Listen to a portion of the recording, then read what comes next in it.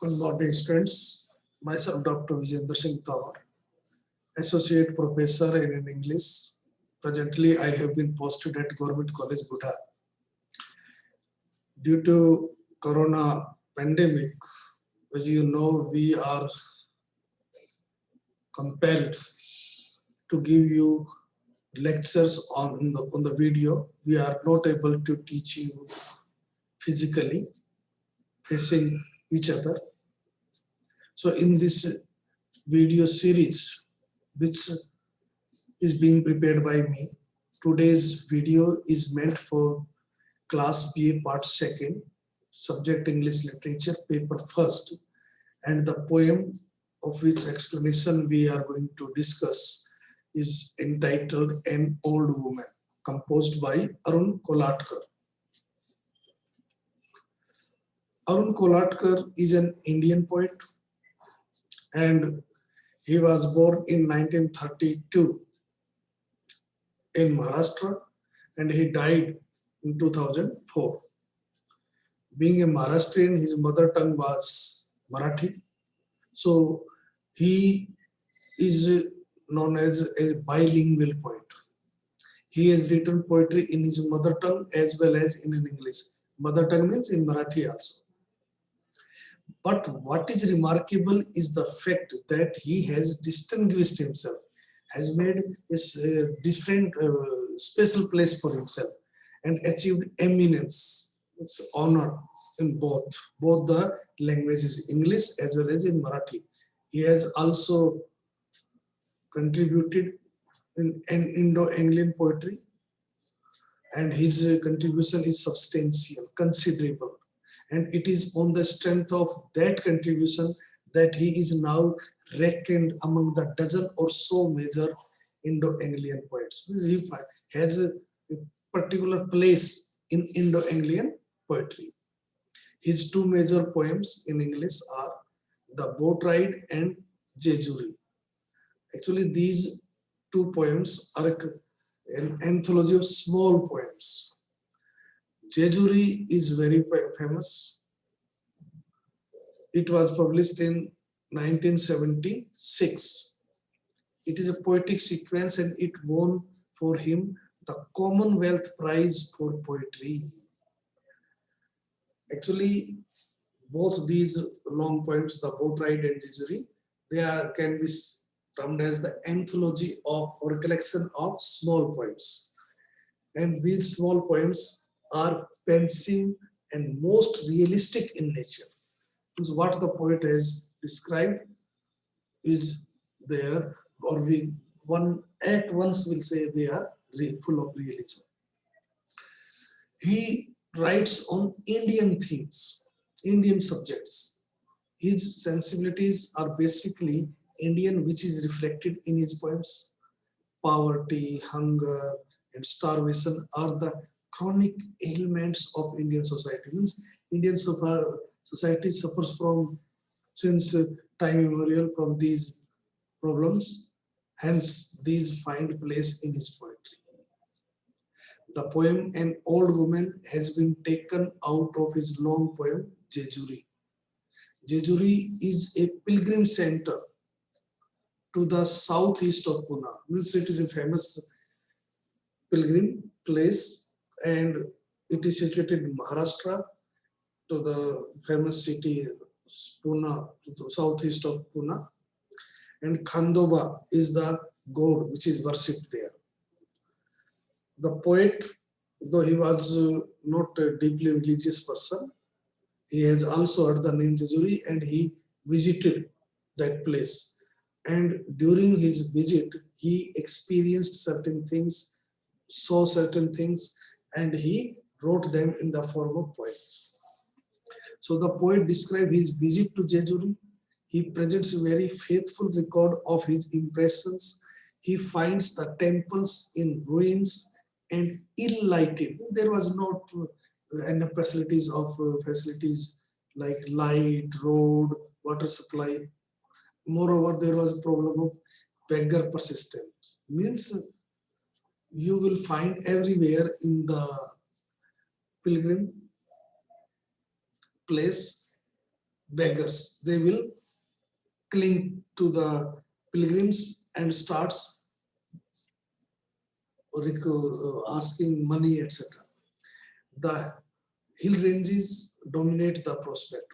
At the same time, the area was hilly area, so it was very attractive also. Now let us come to the explanation of the poem. The poem, as I have told you, the poet visits Jejuri and what he experienced, that when he was visiting the place, which was a holy place, an old woman came from somewhere and grabs, catches hold of the shirt of the poet and tags along, and she started walking along with the poet, started following him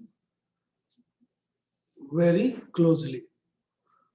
What was her requirement? She wanted that the poet should give her 50 paise coin. As you can see, was begging, and her requirement were just 50 paise coin. And she also said that in return, she would take the poet to a famous temple, Horseshoe Temple there. Now the problem was the poet had already seen that place, so he was not interested, but she was not allowing to go freely. She hobbles along and hobbles, walks lamely. She walks along with the poet and tightens her grip on your shirt. She won't let you go.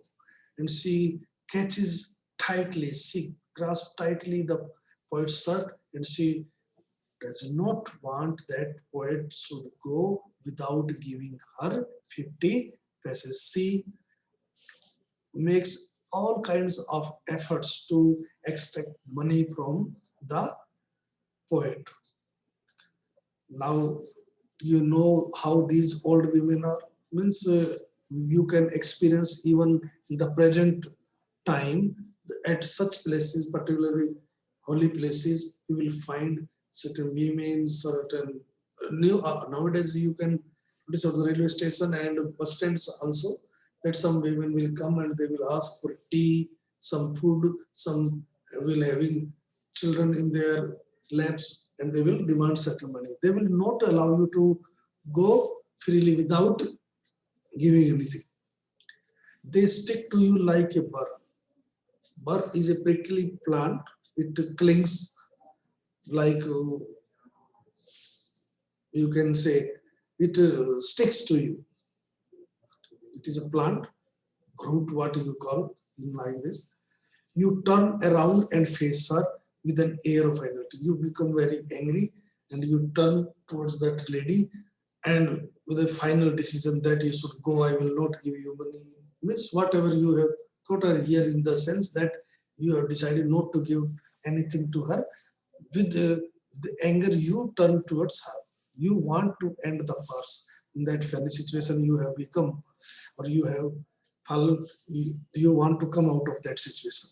When you hear her say, suddenly she starts requesting you with a very, you can say, in a sorrowful voice, what else can an old woman do on hills as rest as this? She wants to know what a woman can do except this. Means a woman has no source of income except this begging. And when you listen to her, see at her, you find yourself in a different position. You look right at the sky, clean through the bullet holes she has for her eyes. You look at her personality, you find that in place of eyes, it appears that the eyes, there were two holes and they have been fixed there with the help of bullet. Means her condition is very miserable. And as you look on the cracks that begin around her eyes and see what says, there are certain kind of wrinkles, cracks around her eyes. And when you look at her, you find that these cracks, these wrinkles are beyond her skin. Means they are not at the surface level. but they were beyond that. That is, even her soul is not happy. She is so miserable that not only physically, but internally, she is very sad. She is in a very sad position. Then the poet feels that the hills crack, that all around it, it appears to the poet as if all the hills which are situated there, they have been cracked, the temples have been cracked, and the sky is falling with a plate glass clatter sound around the shatterproof crone. Crone, that withered woman, ugly woman, hag, who stands alone. That she is so sorrow stricken that all the sorrows of the world have fallen on her. She is the most miserable creature of the universe, it appears to the poet. And she has been surrounded by all the sorrows and sufferings of the world. She is in such a position that if you compare her position with your, you find that you are reduced to so much small change in her head. That you, who was so angry with her, who was not responding or not taking pity on her, that you are just an insignificant person. Small change, small coin of small 2 paise, 5 paise, 10 paise, etc. That your value is like that. In other words, you are insignificant.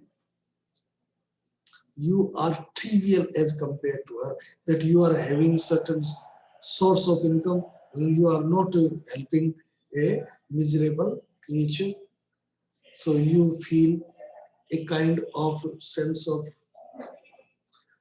sorrow in on yourself, that what is the position of these women, and you at last starts thinking about the sorrows of these women.